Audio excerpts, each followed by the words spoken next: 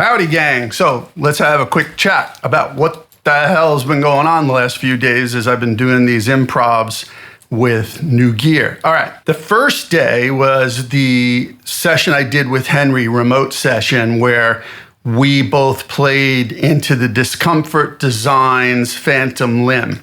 What's the Phantom Limb? The Phantom Limb is sort of, it's Justin's own thing, but to put it in broad terms that maybe some of you who have tried these pedals can relate to, the Phantom Limb is like if you crossed the Rev Mode C from Chase Bliss with the Mood without reverb. And yet it's a lot more than that. It came out before the Onward, but maybe it has a little bit of Onward in there. And it's got a lot of bit of Justin's own things. He had that Iceland Spar, which was, fairly, double size footprint pedal. And the Iceland Spar had reverb, but it also had a lot of textural sampling, sound on sound going on. And a lot of that is in the single footprint Phantom Limb. And Henry and I are very taken with it. We've also discussed over the last month or so several ways to improve it, in our opinion, with Justin. And he's so cool. He's like, sure, yeah, that sounds like a great idea. And we've done a couple tweaks. So highly recommend the Discomfort Design Phantom Limb. The next day, by myself, I employed a pedal board, which you will see on the screen right here. And it was in thumbprint of the video. What is that? Okay, so these are some things I'm having fun with. I think I really, really like the Menatone Red Snapper Mini. It just sounds great with lap steel. Lap steel, you kind of get this like very muddy low mid, and it sounds better to me through like an AC30, AC15 Vox style amp. So the Red Snapper really opens it up and gives it some bite without it being too spiky. So I was using that as the main tone. The first video with Henry and this one, the second day by myself, I was running into the Friedman IRX as my interface. Set very cleanly, or you can get that thing clean actually. And I think it sounds great. So I ran the Red Snapper. I think it was on most of the time. I tried the Ranger Effects Mini Drone Ranger. Love that. The Onward hub, I think I had, the Mineko with Pedal Partners. I think it's Pedal Partners. They do all that shoegaze stuff. Mineko came out with a shoegaze reverb. And you know what? It sounds pretty amazing. I gotta hand it to them. Out of all the shoegaze reverbs that have tried to come out, including some with Pedal Partners in the past, this is the best one. Whether it's fully wet or not, the modulation sounds natural to me. And even if I don't like shimmer usually, but even the shimmer on this is good. But the cloudy sort of, modulating, evolving, it's got 3 settings. You just got to check it out online. I'm really, really impressed with that Mineko shoegaze reverb. If you run it first in your chain, which is how they recommend it, before drives or fuzz or anything, it's really cool. And that's what I did. I ran it before the Red Snapper. The Onward, so I really like the Onward.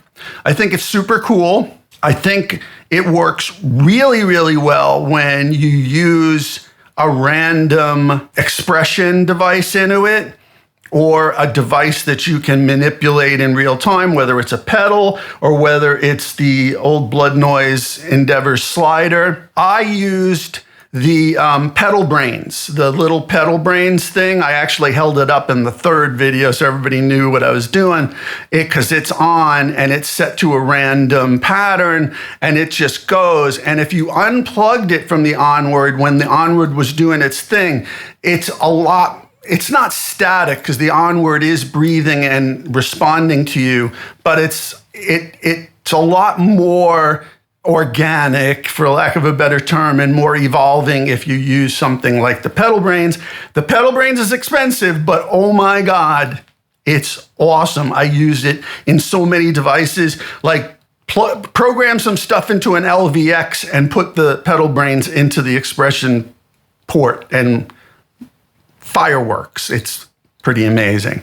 The new Mercury, well, it's not new, but it's new to me because I think I might have had one before for trial or for review. I can't remember, but I didn't keep it. But the Mercury 7 by Meris is a lot better than I thought. I'm really enjoying it for atmospheric, cinematic stuff. And whether it's the Cathedral or the Ultra Plate, I gotta say, I'm even enjoying the pitch options and the modulation options.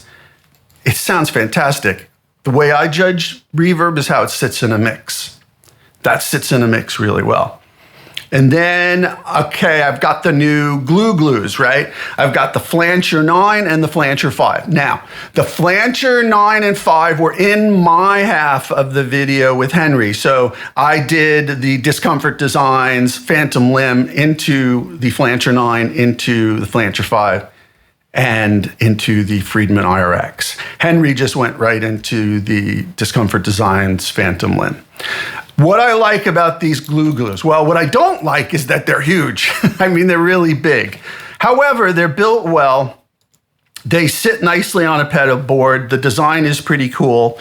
And there's something that's come from these last 4 or 5 improvs that's kind of been a revelation to me, and let me talk about that. I've, for years, been frustrated with having my pedal board at my feet when I'm playing lap steel. Not that it isn't productive or ergonomic or whatever, but I just don't like, while I'm playing, sitting down, having to look down and reach and whatever. I think it's different if you're standing up and just the ergonomics of it, and you just got to look down, press.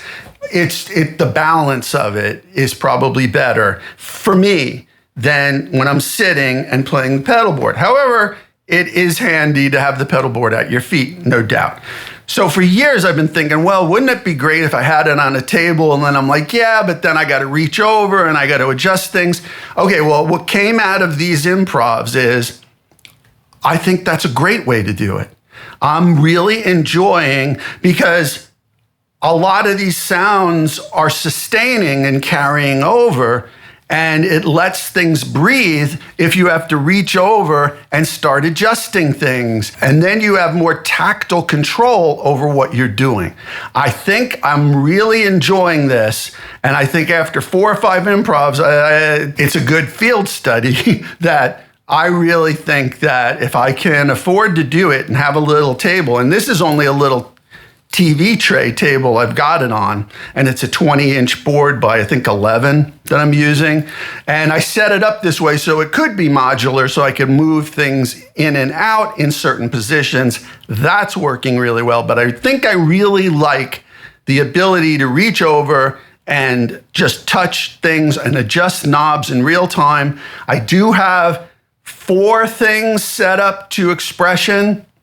In the video, I love the old Blood Noise Dweller. That thing responds to Expression like, nobody's business.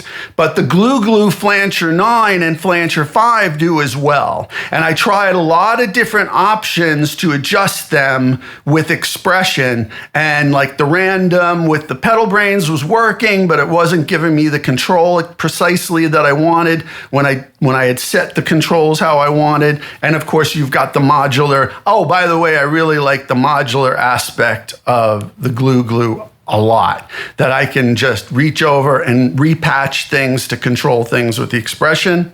Super cool. So I ended up having the Flancher 5 on a floor pedal, and that's why I like having the pedals on a table, because then my controllers are on the floor. I've got the old Blood Noise slider attached to the top of my lap steel, so it's right there. It's a beautiful thing. I've got the Pedal Brains going automatically, so I've only got 2 pedals on the floor with my wah. I really like that. So that gets a double thumbs up for me. So I do like the glue. And in the first video, the first improv I did by myself, I had the Kenatone ribbons going. The Kenatone ribbons, I gotta say, I slept on that a little bit. When it first came out, I'm like, oh, come on, all this stuff, it can't be that good. And then I sold something to a guy on Craigslist here who happens to be another mastering engineer, and we started hanging out. Hey, Alex, if you're watching.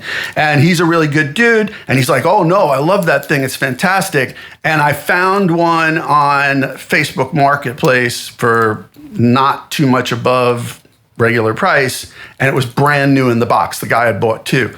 I really think that one is awesome. It's awesome, and you got to spend some time to program it because you got to go through all these different pages and tweak it and then save it as presets. And then there's a secondary switch that allows you to do sound on sound or change some of those options that you've already done to like secondary, anyway. It's like having an expression pedal, or you can make it do sound on sound, or you can make it loop. I gotta say, the Kenatone ribbons, if that thing comes around again and you can afford it, I think it's $400 normally.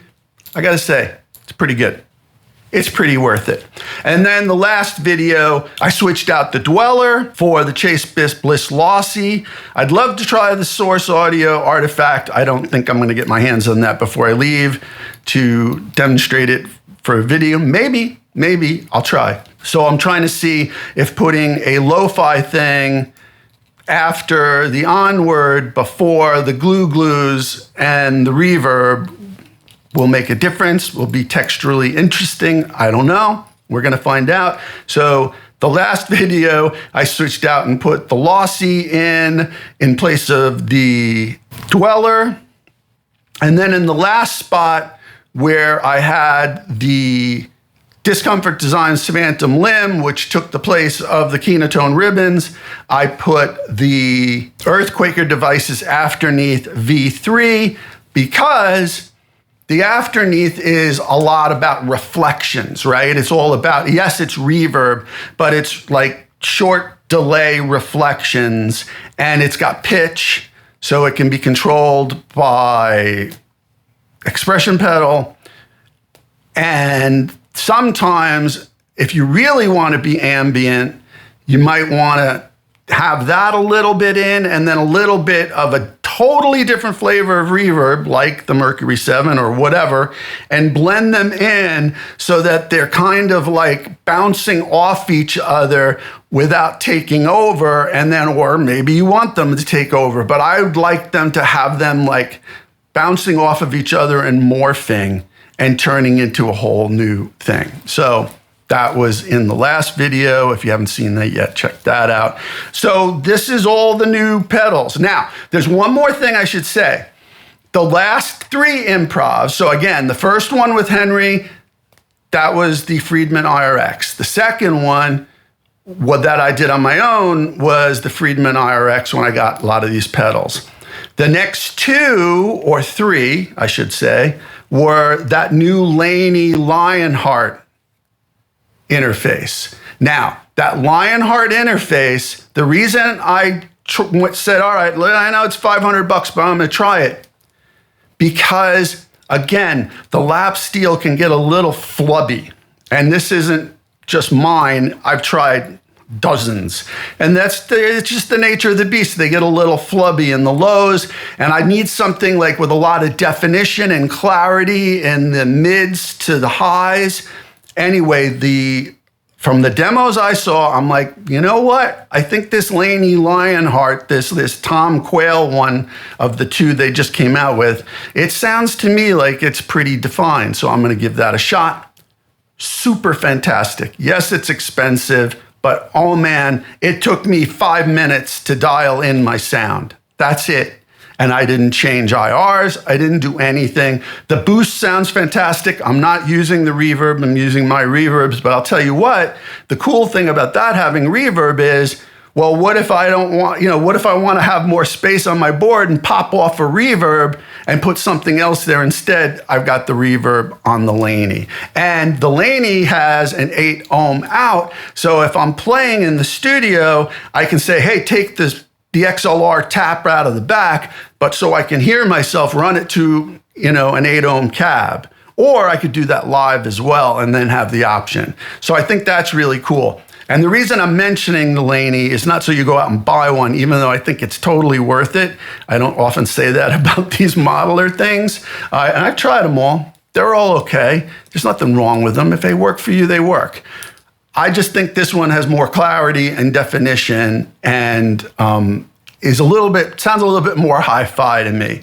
However, I'm mentioning it mainly because I bought a Tonex Mini, the Tonex One thing, and I had that plugged in, dialed in. I spent, I don't know how much time, a couple of hours dialing in my two sounds, because in the switch you can go from A to B. And I was going to use that for all the improvs after the one with Henry. And it's just like, I don't know. It's not bad. I'm not saying it's bad. It's really small. It's a mini pedal. Okay, cool. And I think I can put a picture up on the screen of my settings and my main thing here. So if you don't have the space, if you're going to put it on your board and you need something to record or to play live into a PA and you can't afford a $500 thing, I get it.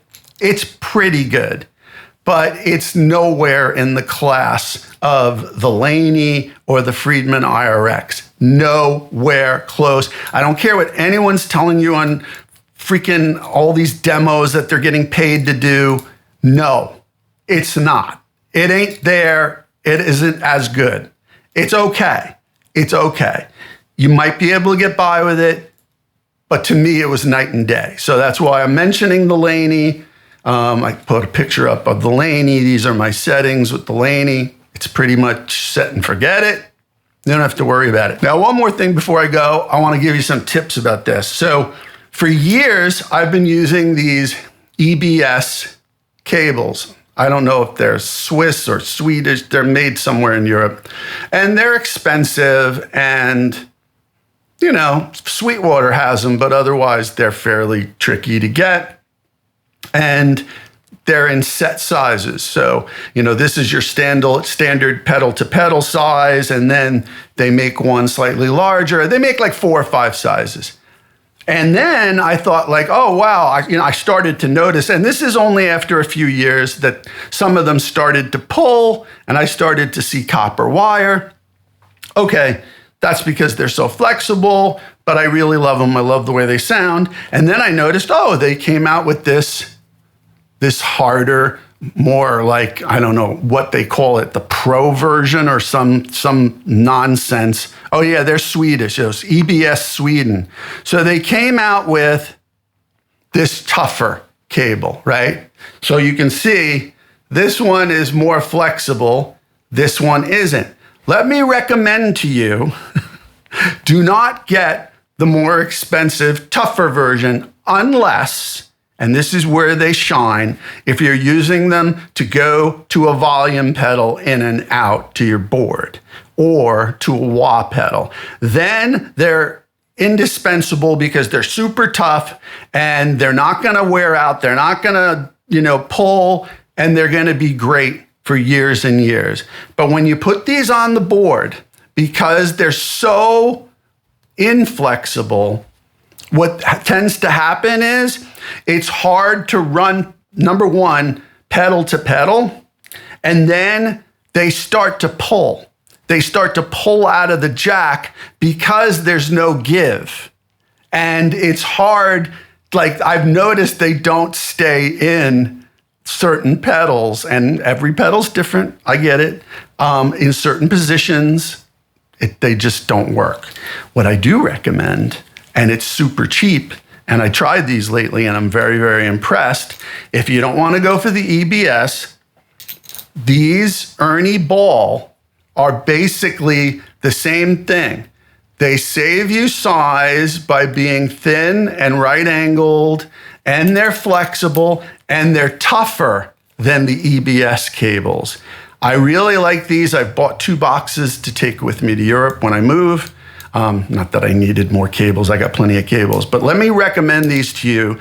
They're cheaper than the EBS. They're flexible, and they're they're tougher than the regular EBS, and yet you can, all these boards that you're seeing me play with the last 4 or 5 videos, they're mostly like 95% done with these. There might be one EBS cable in there because I didn't have enough of these, but I did buy another pack that's on the way.